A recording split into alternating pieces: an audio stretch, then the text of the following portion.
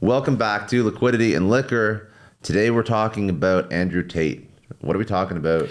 I get a bunch of DMs, people asking me about Andrew Tate and why I'm not mentioning him. And I was trying to shy away from this because he's a controversial person.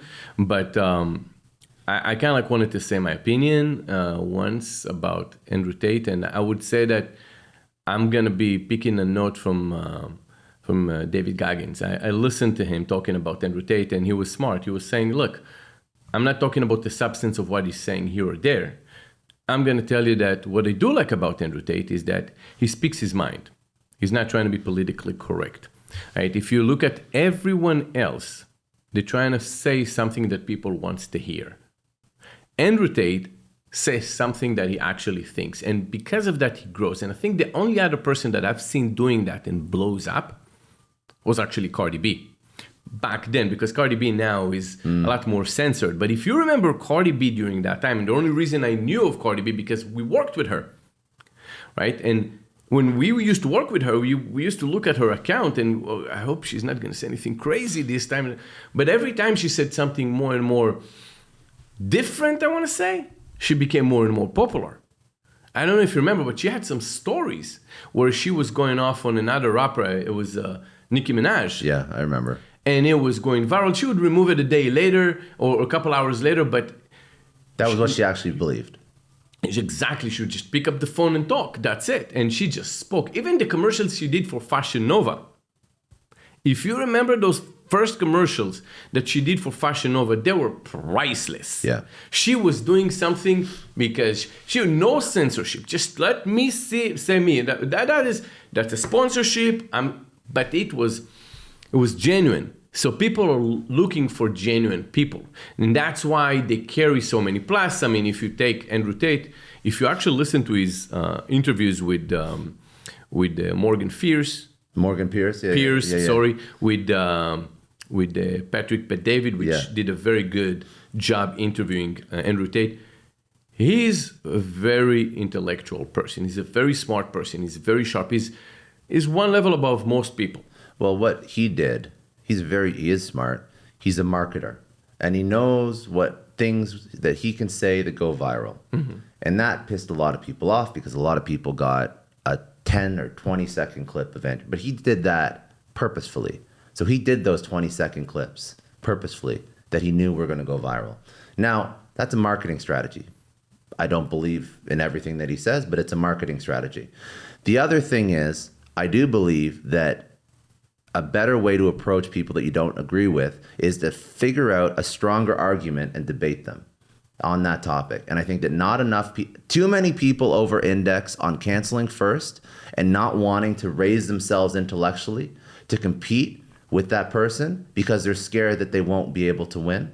So more people have to worry less about canceling and more about being fucking smarter so that they can actually debate that person. That's and also when you disagree with someone, it doesn't mean that everything that he ever done or say or looked at is bad. So if I would go and say, guys, I agree on a lot of things he's saying, just it doesn't mean that I have to agree with everything, and it doesn't mean that you got to cancel me because, hey, listen, he's not saying anything wrong over here. Those couple points make a lot of sense. And actually, no one put this together like this guy.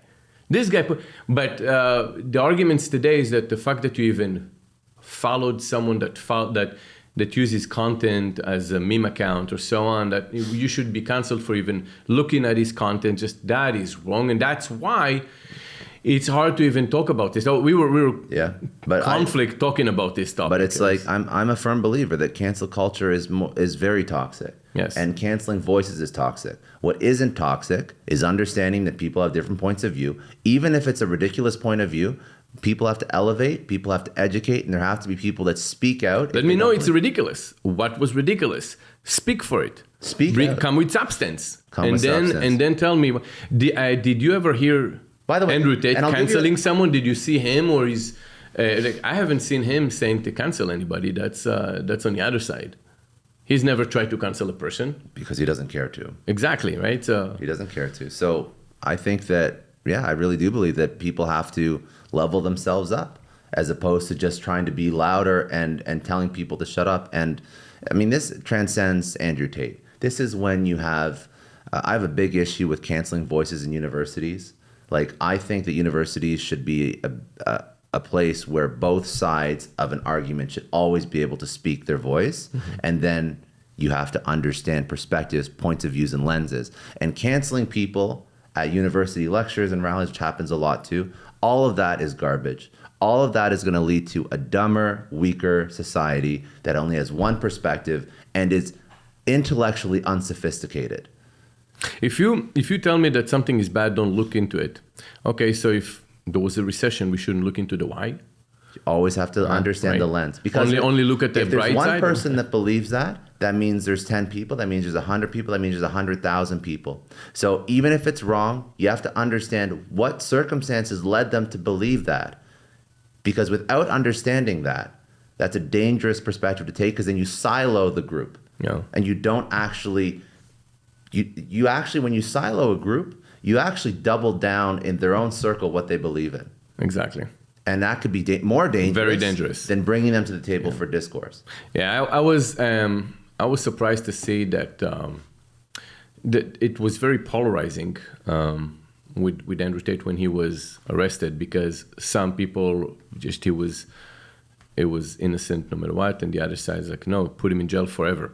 And well, he was in jail for months with no charges. There were no charges, and that, when I heard his attorney, because I wasn't digging into it, his attorney said that there are no charges. It's just an investigation. But during the investigation, they confiscated his supercars and his possessions, except his house, and I saw a lot of people here in the US are very happy about that. And some obviously are not. And it's just, there was no in between. But when you ask yourself, okay, when you take someone's property, it's when he was convicted. And only for certain things, right? So that was human trafficking, which is horrible if it was true, right?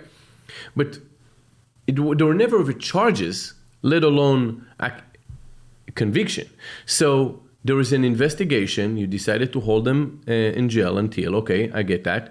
But for why are you supporting the fact that they took his possession when there was just an investigation? In the US, you have to be indicted you have to be convicted in selling drugs in order for them to be able to take away your possessions.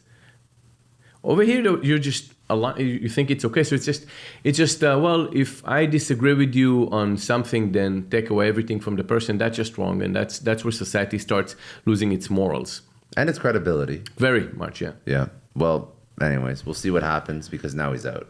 All right. Okay, that's it for today. If you enjoyed, please subscribe on YouTube. If you enjoyed this podcast, you can download and listen to it wherever you get your podcasts or on liquidityandliquor.com.